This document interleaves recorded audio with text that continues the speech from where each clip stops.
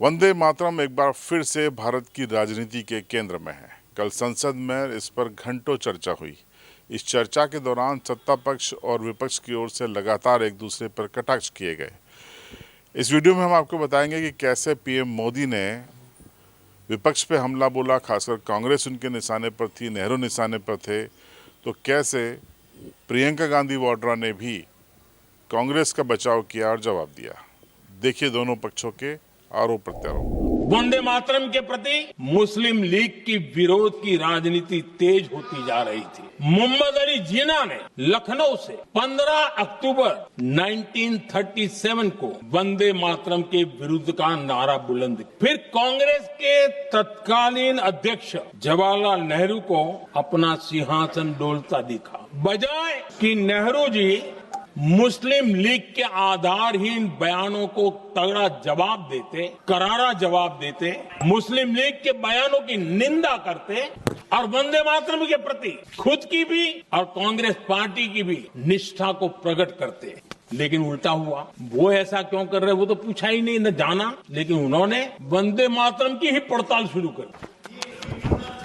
जिन्ना के विरोध के 5 दिन बाद ही 20 अक्टूबर को नेहरू जी ने नेताजी सुभाष बाबू को चिट्ठी लिखी। उस चिट्ठी में जिन्ना की भावना से नेहरू जी अपनी सहमति जताते हुए कि वंदे मातरम की, ये जो उन्होंने सुभाष बाबू को लिखा है, वंदे मातरम की आनंद मठ वाली पृष्ठभूमि मुसलमानों को इरिटेट कर सकती है। मैं नेहरू जी का कोट पढ़ता हूं। नेहरू जी कहते हैं, मैंने वंदे मातरम गीत का बैकग्राउंड पढ़ा है। नेहरू जी फिर लिखते हैं, मुझे लगता है कि ये जो बैकग्राउंड है इससे मुस्लिम भड़केंगे। साथियों, इसके बाद कांग्रेस की तरफ से बयान आया कि 26 अक्टूबर से कांग्रेस कार्य समिति की एक बैठक कोलकाता में होगी, जिसमें वंदे मातरम के उपयोग की समीक्षा की जाए। बंकिम बाबू का बंगाल, बंकिम बाबू का कोलकाता, और उसको चुना गया और वहां पर समीक्षा करना तय किया। पूरा देश हतप्रभ था, पूरा देश हैरान था। पूरे देश में देशभक्तों ने इस प्रस्ताव के विरोध में देश के कोने कोने में प्रभात फेरियां निकाली, वंदे मातरम गीत गाया। लेकिन देश का दुर्भाग्य कि 26 अक्टूबर को कांग्रेस ने वंदे मातरम पर समझौता कर लिया। वंदे मातरम के टुकड़े करने के फैसले में वंदे मातरम के टुकड़े कर दिए। उस फैसले के पीछे नकाब ये पहना गया, चोला ये पहना गया। ये तो सामाजिक सद्भाव का काम है। लेकिन इतिहास इस बात का गवाह है कि कांग्रेस ने मुस्लिम लीग के सामने घुटने टेक दिए और मुस्लिम लीग के दबाव में किया। और कांग्रेस का ये तुष्टीकरण की राजनीति को साधने का एक तरीका था। लेकिन आज की ये बहस मुझे कुछ अजीब सी लग रही है। जैसे मैंने कहा, ये गीत देश की आत्मा का हिस्सा बन चुका है। 150 सालों से देशवासियों के दिलों में ये गीत बस चुका है।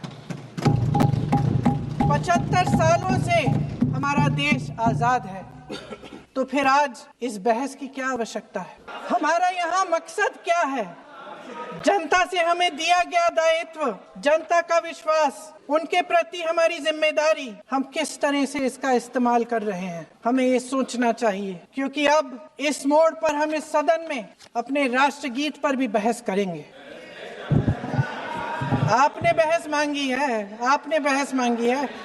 आप तो इलेक्टोरल रिफॉर्म्स की बहस नहीं मांग रहे थे कि जब तक हम इस पर बहस नहीं करेंगे तब तक उस पर बहस नहीं होगी। इसकी वजह क्या है? इसकी वजह क्या है? हम आज यहाँ ये बहस क्यों कर रहे हैं? हमारा राष्ट्रगीत है, इस पर क्या बहस हो सकती है?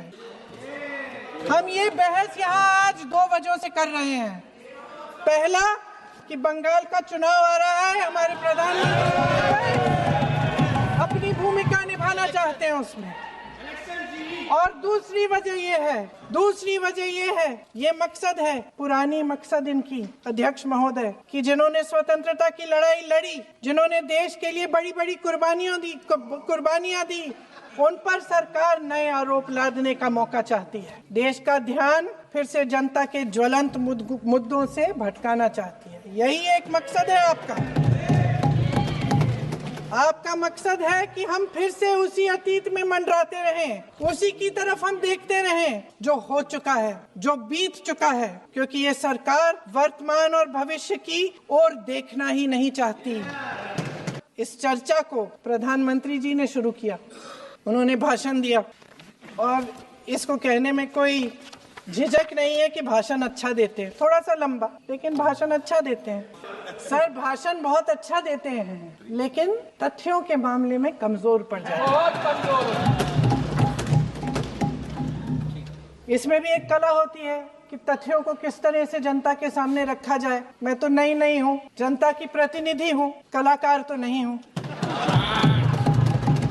इसीलिए मैं भी सदन के सामने कुछ तथ्य रखना चाहती हूँ, लेकिन सिर्फ तथ्य के रूप में रखना चाहती हूँ। वंदे मातरम की जो सालगिरह पे आपने एक बड़ा कार्यक्रम आयोजित किया था, उसमें प्रधानमंत्री जी ने भाषण दिया। उसमें उन्होंने कहा कि 1896 में पहली बार गुरुदेव रविंद्रनाथ टैगोर ने ये गीत एक अधिवेशन में गाया।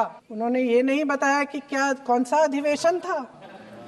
महासभा, हिंदू महासभा का अधिवेशन था, आरएसएस का अधिवेशन था। किस बात से कतरा रहे थे कि ये कांग्रेस का अधिवेशन था। और उदाहरण दूं कि मैं अपना भाषण जारी रखूं। 28 अक्टूबर 1937 में कांग्रेस की कार्य समिति ने अपने प्रस्ताव में वंदे मातरम को राष्ट्रगीत घोषित किया। उन्हीं दो अंतरों को कार्य समिति की बैठक में महात्मा गांधी जी, नेताजी सुभाष चंद्र बोस, पंडित नेहरू, आचार्य नरेंद्र देव जी, सरदार पटेल जी, गुरुदेव रविंद्रनाथ टैगोर जी सब मौजूद थे। इस प्रस्ताव के ये सभी महापुरुष इस प्रस्ताव से सहमत थे। तो सियासत है, ये सियासत कई सालों बाद भी मुद्दे को उठाकर सियासत कर लेती है। फिलहाल वंदे मातरम पर देश में इसी बहाने कुछ घंटों चर्चा तो चली। देखते रहिए CB लाइव।